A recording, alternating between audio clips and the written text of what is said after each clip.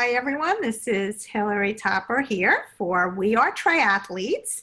And it gives me great pleasure to introduce you to Danielle Sullivan. Danielle is with Iron Fit Endurance, and she is also the head coach for We Are Triathletes. And she's here today to tell us how we can achieve our goals. Mm-hmm. A lot of us have big goals.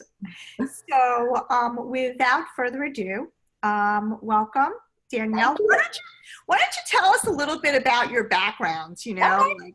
Tell us about your pro-triathlete years. Well, I've been doing triathlon now for 20 years. So this is my 20th year competing myself. And I competed as a professional Ironman triathlete for, gosh, I forget how many years it was now, 5 years maybe. I've been retired. I retired in 2010. And I've always coached on the side. And then I started my coaching business in 2014. But yeah, I started triathlon right out of college. I did my first triathlon. It was a sprint. I had no idea what I was doing. And I just kind of showed up and did it. So I love the sport, and I've been in it for so long that, and I still love it. It's still a sport that I love to do. And like I said, I've competed every year for 20 years. So it's great.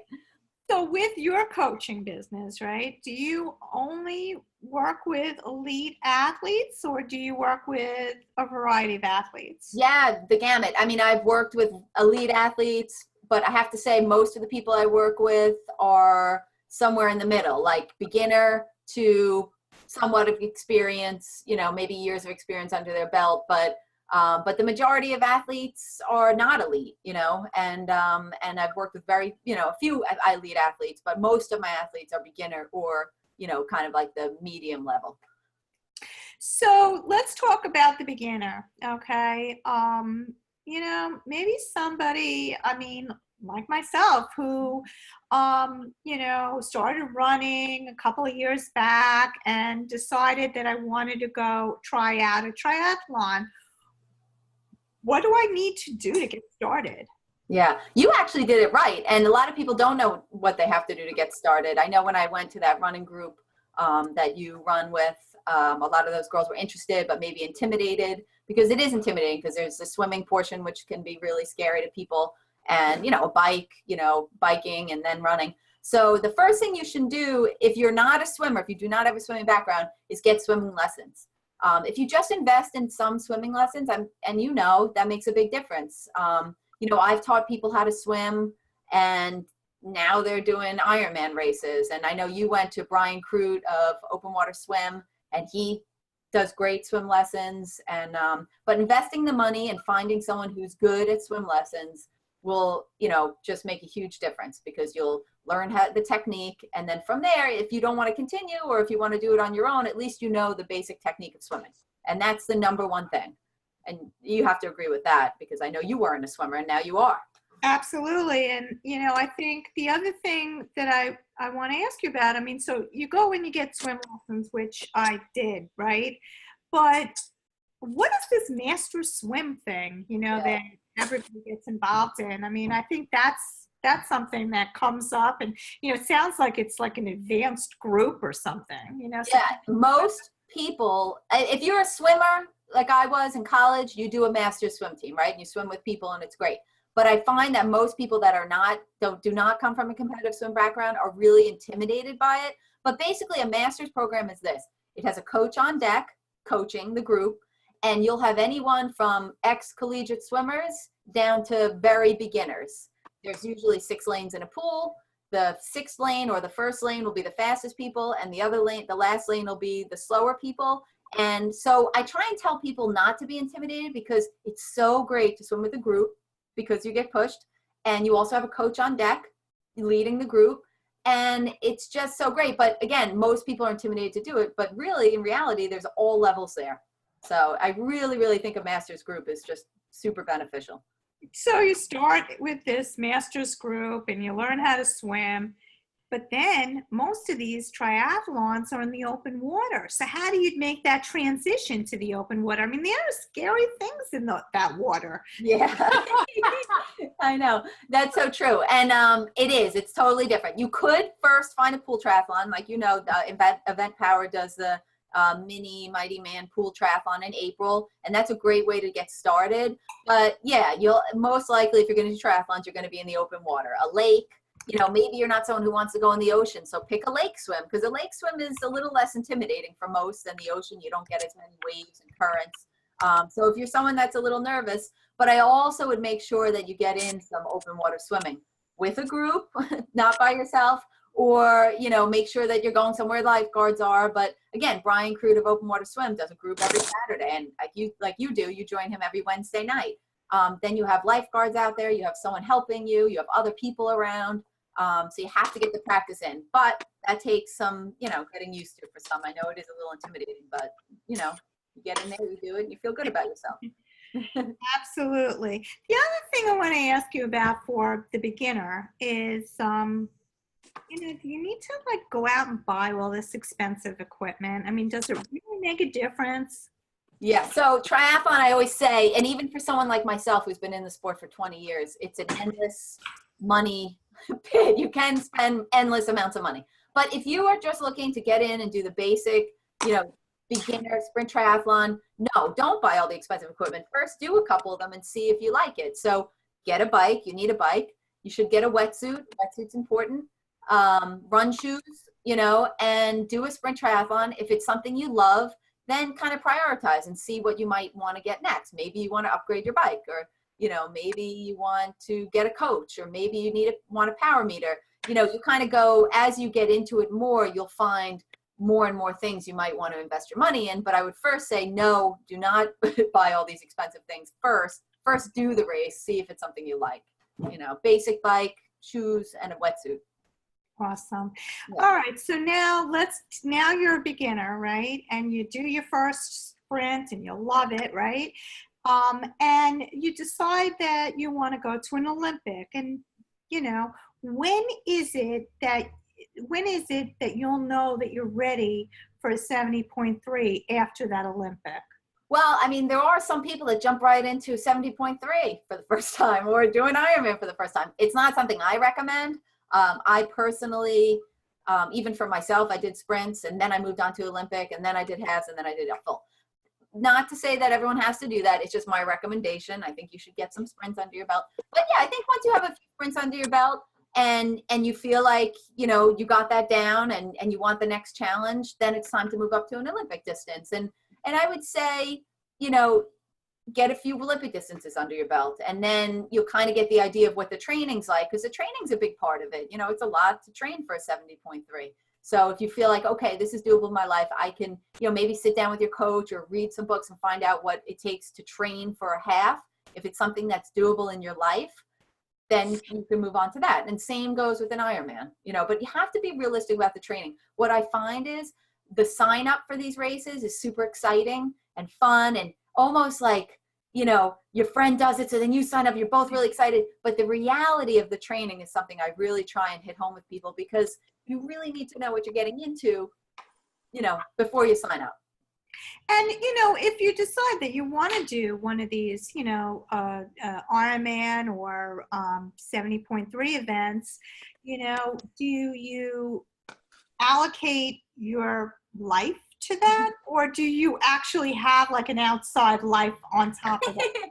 I know, it's funny. I think triathletes triathlon is their life. But I can say from my own experience, I was a professional, you know, Ironman athlete. That was my life. That's what I did. I didn't do other things that I could get injured doing. And the focus of my life was resting and training and racing. And now I do it on a different level more. And I like to have a regular life. I like to surf. I like to go out on the boat. I like to do different things. So yeah, I think it's healthy to have a healthy balance. Now I'm training for an Ironman myself, and it takes up a lot of my life, and it does. It's going to take up a lot of your life, but you can also prioritize and have somewhat of a different life also, you know, everything in moderation, sort of, you know, so if you want to do an Ironman, how many hours should you allocate for that? I mean, should you allocate 20 hours? Is it really like a part-time job to train for an Ironman? It can be like a part-time job. You know, I never give an hour time, you know, I never say you have to put in X amount of hours for this, X amount of hours for that, because everyone is different and everyone's lives are different. And my job as a coach when I work with people is to see what their life is and how much time they have and how we can maximize whatever time they have in order to do one of these things. So I never say you have to do X amount of time. I've had people that have done, I mean, a ridiculous amount of hours of training, and I have people that do much less and they could still both get to their goal.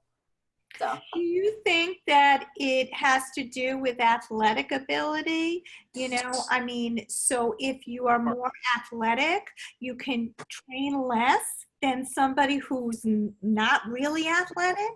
I wouldn't say that, no, but I would say if you're going to be out in an Ironman and you know you're going to be out there for 16 hours, say, you are actually going to be doing, you know, like, so for instance, someone who's doing a 16-hour Ironman, maybe they're going to be on the bike for 8 hours.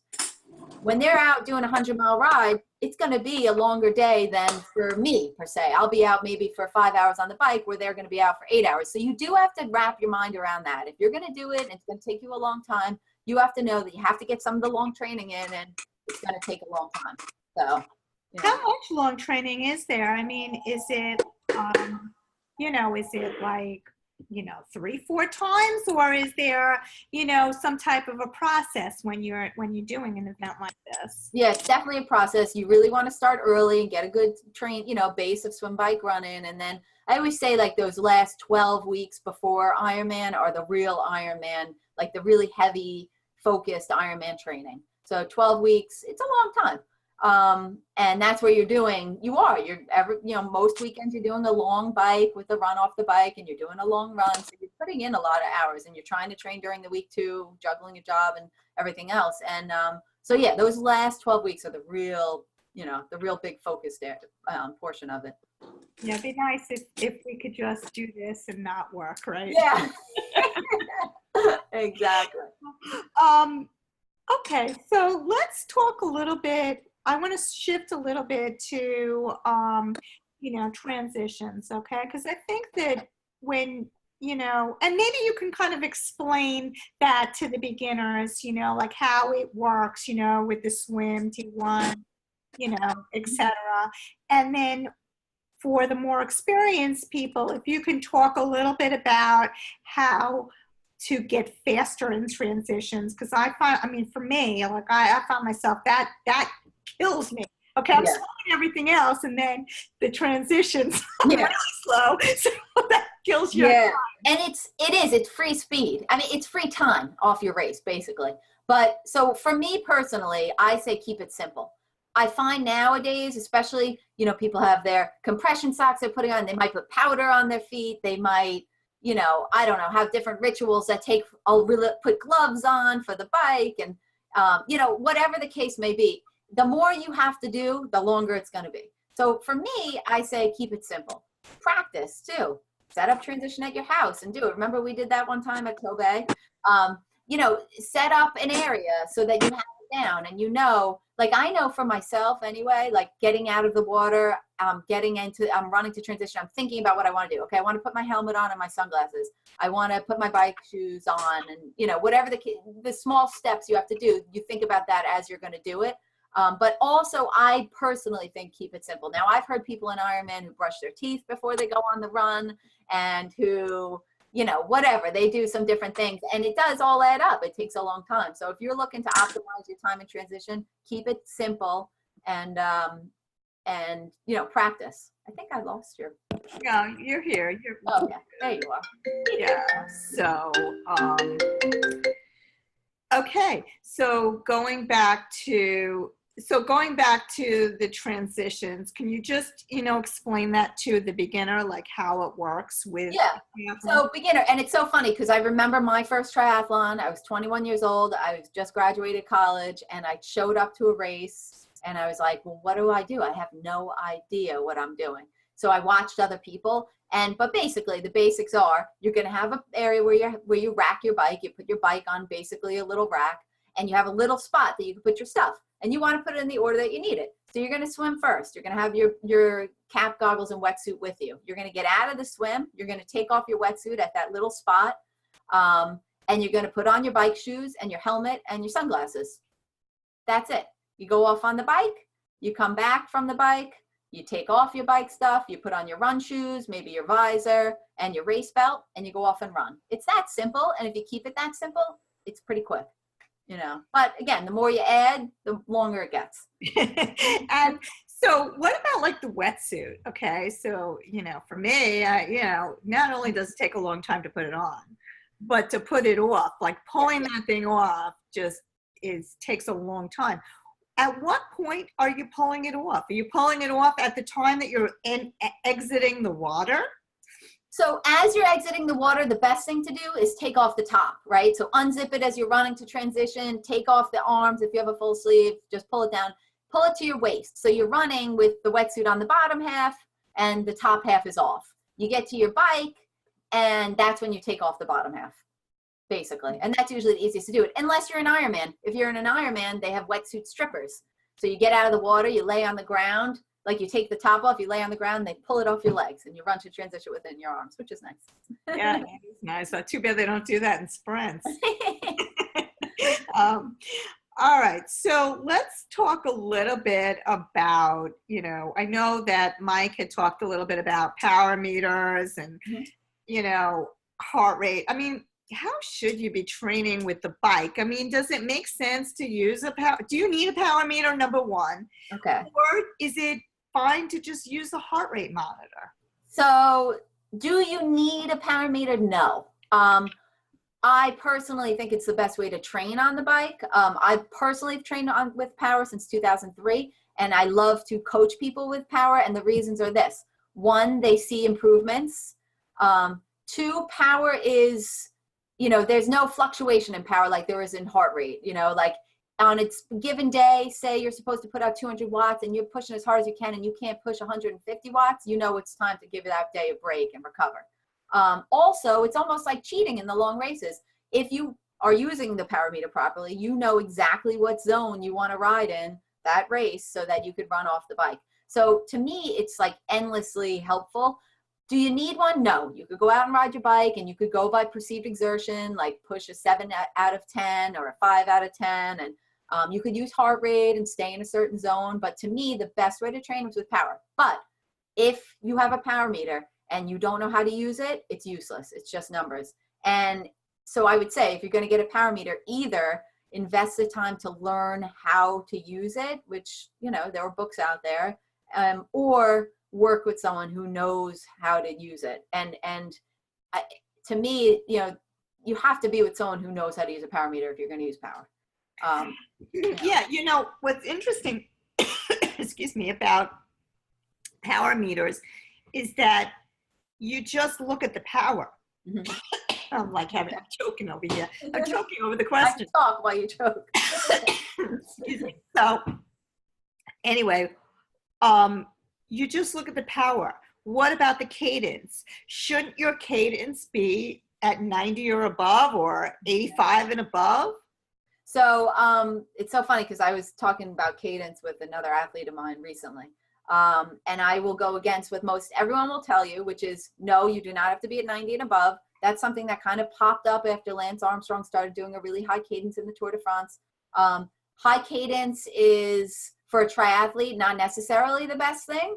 And I always followed Brett Sutton, who is like an amazing, like almost like a savant coach. He's worked with Chrissy Wellington and also Danielle Sullivan, and many other amazing triathletes. These people are the top in the world. And he was always a believer in a lower cadence and had these women pushing a really low gear.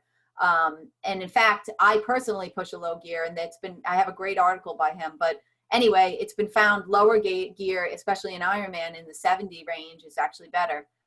But so no, I'm gonna go against what most everyone will say, that they're gonna tell you have to go 90 and above. But I also believe in a self-selected cadence. So a lot of times, unless it's totally off, I don't mess with someone's cadence, and they kind of usually work it out and find a cadence that works for them.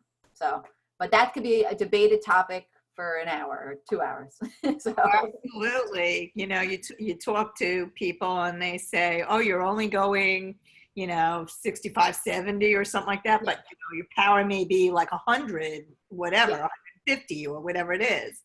So, you know, it's an interesting. Yeah, that could be a whole different webinar talking about that. So, all right, so you're a coach, Mm-hmm. right?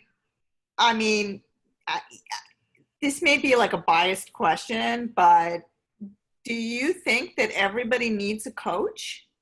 So this is my answer to this, because I've been asked this before. You need to weigh if it's important enough for you. The benefits of a coach are you get feedback, hopefully, encouragement, hopefully.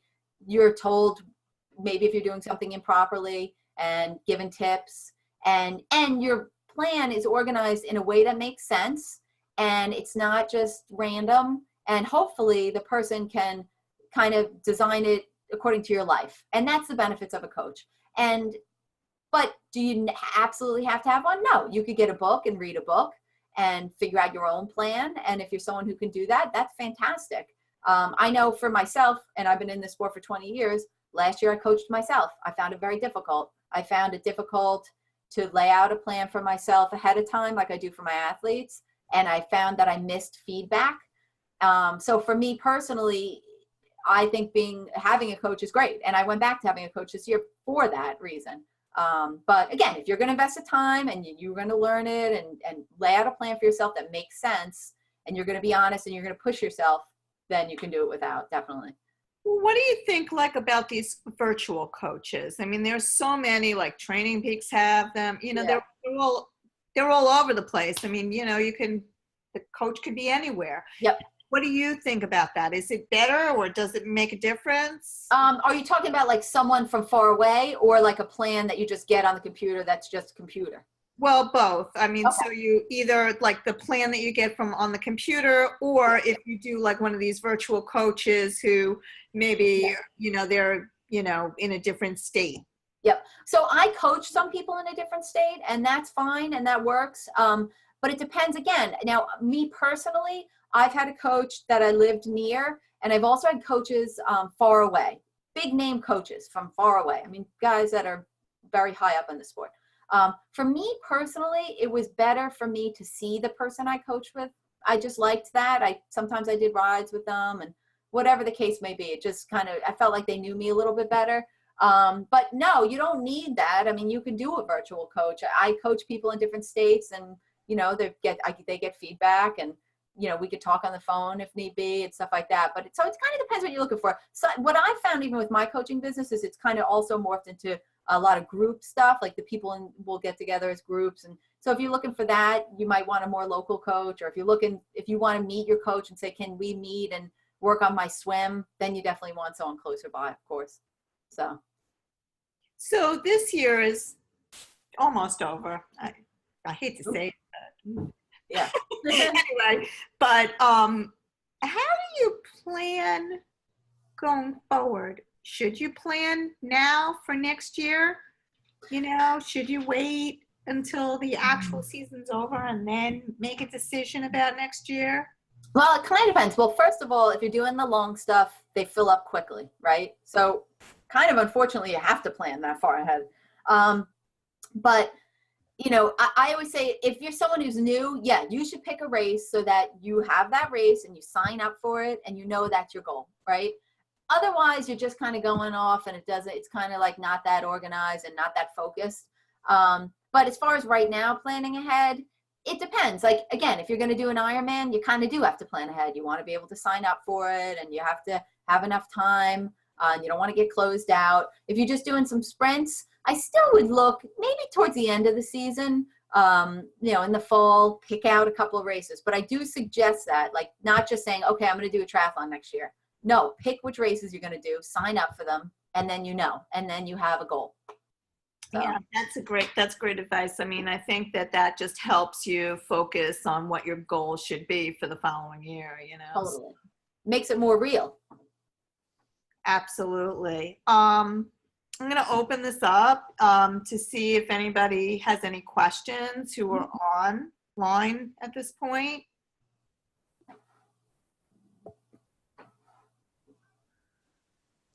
Just, you know, anybody have questions? Peggy, you have any questions? No questions. That was very helpful, though. Oh, good. Thanks. Okay. What about you, Nicole? Anything? No. Been very good information. You've touched on everything I've thought about. So no, I don't really have any questions. So Okay. Nicole is she's doing her first Ironman, full Ironman this year. Awesome. When is that going to be? It's Ironman Louisville, October 15th. So Awesome. I've just entered the last 8 weeks where it's really starting to get intense. Yeah, exactly. It is intense the last 8 weeks. That's a great race, though. I've heard a lot of good things about it. Yeah. All right. Well, if nobody has any other questions, I think you've covered all of my questions. I have one last question Yes. about the wetsuit. This is, Yes. in terms of achieving your goals, I've noticed that a lot of people have little holes in their wetsuits. Right? And I just got a little hole in my wetsuit. Yes. So does that hold you back? I mean, is that creating drag when you're swimming? In theory, yeah. Is it going to make a huge difference in your time? Probably not. Probably if that hole wasn't there and you did a sprint triathlon and the hole was there, the time would probably be the same. But in theory, yes, it will create a little drag. Okay. All right. Well, that's an important question. Yeah. So, but I do know that some people put them on with gloves so that they don't get holes. They'll put gloves on and then put it on. So but no, I have a wetsuit from maybe 15 years ago that I still use, and it has holes in it. But yeah, so it's not optimal at all.